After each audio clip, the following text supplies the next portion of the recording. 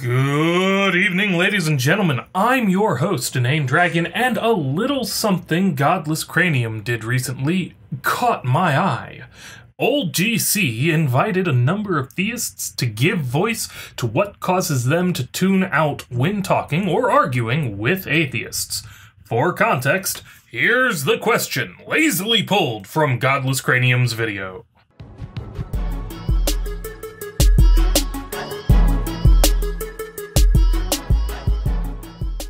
He pulled their responses together and slapped them up on YouTube, like you do, and I thought to myself, well, I have a few things to say about a few of these, and this is a hell of an easy way to lazily make a new video. I'm not going to respond to every theist GC showcased, just those where I have something specific to say about their position or their concern.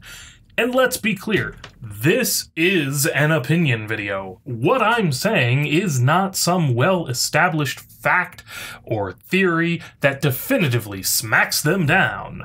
Rather, I'm attempting to do as they did, and reach across the aisle to them and maybe help both of us see the other's perspective a little more clearly. So, stealing a notion from Dr. Layman, I've put a little red ribbon in the corner to remind us that this is not a fact video, but rather opinion. Without further ado, here's Philo Tiger tuning out people who disagree with him on the definition of atheism. My name is Philosophy Tiger from Red Pill Religion. The argument that is the least satisfying from the atheist community is that atheism is the lack of belief in a God. It's highly ambiguous.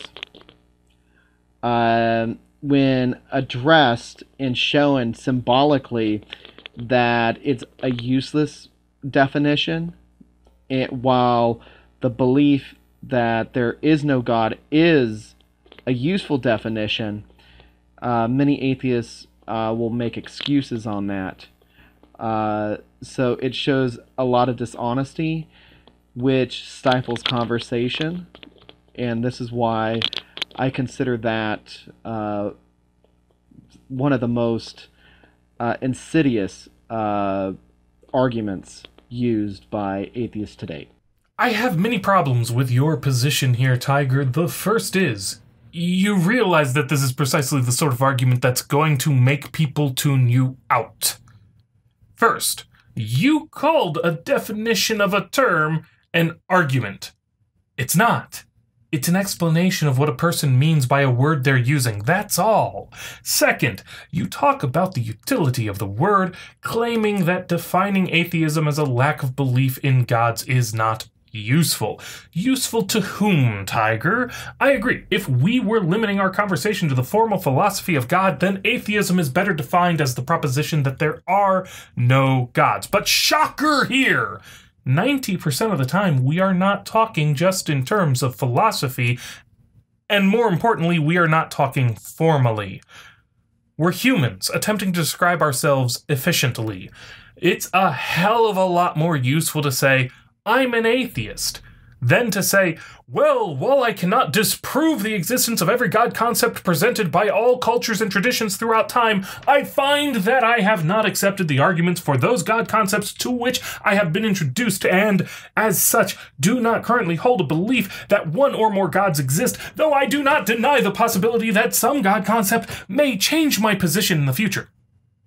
Yes, you could use the term agnostic, but I find that people are far more confused by this than they are when I use atheist. When religious belief comes up in conversation and I say atheist, most people get it without further explanation. I've tried agnostic in the past, and it results in confusion and long-winded explanations every time, including people asking, aren't you then just an atheist?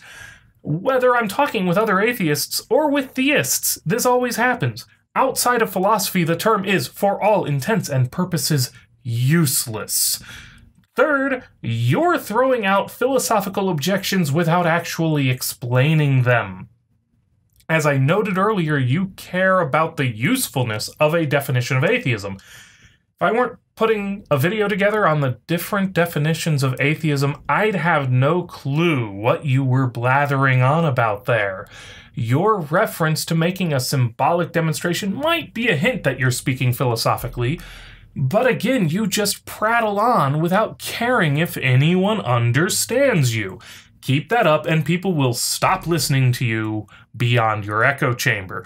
And finally, at the end, you seem to be assuming other people's motives, claiming that people who reject your argument are making excuses, being dishonest, and arguing insidiously just because of how they define a word which they are using to describe themselves and reject your insistence that they instead use your preferred definition. It's a word, one with multiple accepted definitions. Those definitions have varying degrees of utility depending on the context of the conversation. That you cannot accept that and work with people in the context within which they're operating is not going to do you any favors if you want to do anything more than complaining about atheists on the Red Pilled Religion podcast. I think that's all I really need to say about this, other than to keep an eye out for when I release the video on atheism, where I'll be going into more detail about the various definitions. For now, I have to admit that I keep being unsatisfied with the script about that, so it keeps getting delayed. Moving forward, we have classical theists' rejection of the argument that God is too complex to be a first cause. How can God possibly be the first cause? He's obviously a complex entity, so by your logic, he would require a cause too. Now, the reason this argument is just silly is because it reveals its ignorance of one of the oldest theological notions stretching all the way back to Plato, and that's divine simplicity. It's actually a doctrine of the Catholic Church that God is actually not complex, that is, composed of parts. He is absolutely simple, not composed of any parts, whether they be physical or metaphysical. The reason God terminates the regress of contingent causes is precisely because he is not complex. By all means, you can find holes or you can try to find holes in cosmological arguments, but this one is just bad because it actually concedes the logic of the argument that contingency yields to non-contingency. In this case, it's complexity yielding to simplicity, absolute simplicity. And it's always been Christian doctrine that God's essence is absolutely simple, as the pure act of being itself. So that objection just doesn't work, and it doesn't even match with what we're talking about. I know you know this, Classy, so this one is for the audience. Some people, theologians as well as lay people, are not ignorant of the assertion of divine simplicity. They reject it. Let me start by saying that I know I have a lot more to learn about classical theism, the Catholic interpretation of it, and its underlying philosophical roots. What I have to say about divine simplicity is merely based on my current understanding and is subject to future revision. That being said, I've heard your description of God several times now, and currently I have to reject it as incoherent. In part, because of divine simplicity, the assertion that God is perfectly simple combined with any of his other attributes, such as being intelligent, having capacity for action, or possessing omniscience or morality, is logically impossible as far as I can tell. This is one of the reasons I find Catholicism to be demonstrably false. And yes, I have heard plenty of attempts to explain why these attributes should be considered logically compatible, but to date, all of these arguments seem to boil down to a combination of special pleading and hand-wavium. To your greater point that even making this argument is bad because it grants the validity of the argument, no! It's the opposite, man. If someone's argument fails even when you grant them their premises just for the sake of the argument, then their original argument is very bad. It shows that even their own argument disagrees with their conclusion. This is one of the best methods to display that someone's claim is flawed. And worse for you, honestly, is that this notion that my granting someone's premises for the sake of argument in any way implies that I've accepted the premise as actual fact. That's not the case. It's just for the sake of the argument.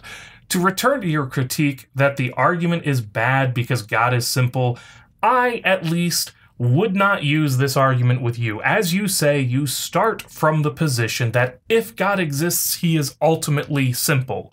The argument that God is complex and thus unsuited to be a first cause is an argument intended for use against theologians who use first cause arguments and do not accept divine simplicity. You know, people like William Lane Craig and Alvin Plantinga, some of the largest, most famous, most popular, and most successful theological apologists for Christianity in the modern era.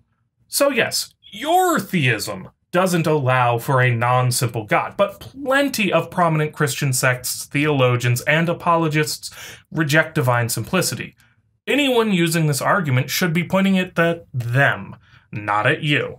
And they should do so because it's a strong argument, demonstrating that even if the person, the apologist, were right about everything else, they'd still be wrong in their conclusion. But basically, what I think to be perhaps the worst atheist objection would be in particular to the cosmological arguments. And this would be that, well, if God created everything, then who created God? And I think this is a weak argument because it fundamentally misunderstands the metaphysical principles that underlie the cosmological arguments, at least Aquinas' as a Thomist. That's the one that I would mostly identify as the strongest cosmological argument. And that's this difference between an essentially ordered versus an accidentally ordered causal series. Now, an accidentally ordered causal series is what we're not talking about when we talk about an infinite regressive causes. We're talking about an essentially ordered causal series. Now, an essentially ordered causal series is a causal series in which the intermediates contain within themselves no causal power except for that causal power given to them by the directly preceding member in the series. So let's take, for example, a paintbrush. You can make a paintbrush infinitely long, but if a hand doesn't initially move it, then you really will have movement in the paintbrush, right? And I think that this is what atheists usually get wrong when they're talking about the cosmological arguments, when they bring up this objection. And it's for this reason I think that this is perhaps the weakest atheist objection to an argument for the existence of God. Thanks. You've actually nearly talked your way around to the entire point that the atheist is making with the rhetorical question, who caused God? We're asking you this because when the hand moves the brush, a tendon moved the hand. The tendon was pulled by muscles. The muscles were signaled by nerves. The nerves were triggered by the brain ad infinitum, as far as I can tell. The purpose of a cosmological argument is to terminate the ad infinitum portion of that chain of events. However, for those of us who don't believe in a God, saying, well, God is the first cause, is a case of special pleading by attributing to God a characteristic nothing else has. You are merely defining God as being a causeless first cause in order to terminate the regression without any justification. And so we ask, what caused God, in order to point out this flaw in your reasoning? Yes, there are multiple versions of the cosmological argument, some of which attempt to address this flaw in one of various ways. But every time that I've gone over the Thomistic version, I don't see how it solves this problem, because it's a patch that is to define God out of the dilemma, which isn't good enough for me. Something moved the hand. Something caused God. Of course, my point to classical theists stands here too. I'm a neophyte in scholastic and Thomistic philosophy. Studying the topic more closely is on my list of things to do, and maybe I'll change my mind in the future.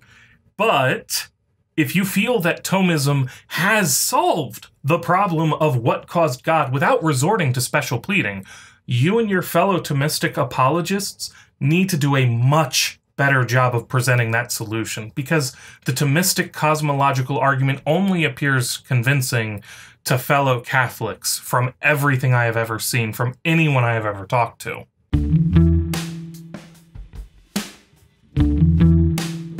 I'm leaving the rest of the crew out of this video for one reason or another. I either had not enough to say or far too much. Antonio's response itself might get an entire video all of its own, as he had a lot to say, but none of it felt on topic.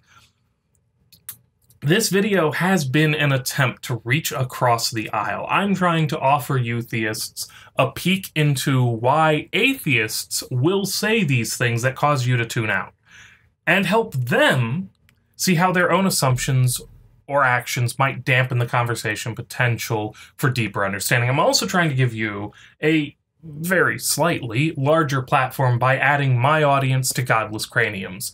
I highly recommend anyone watching to check out Godless Cranium's video linked in the description.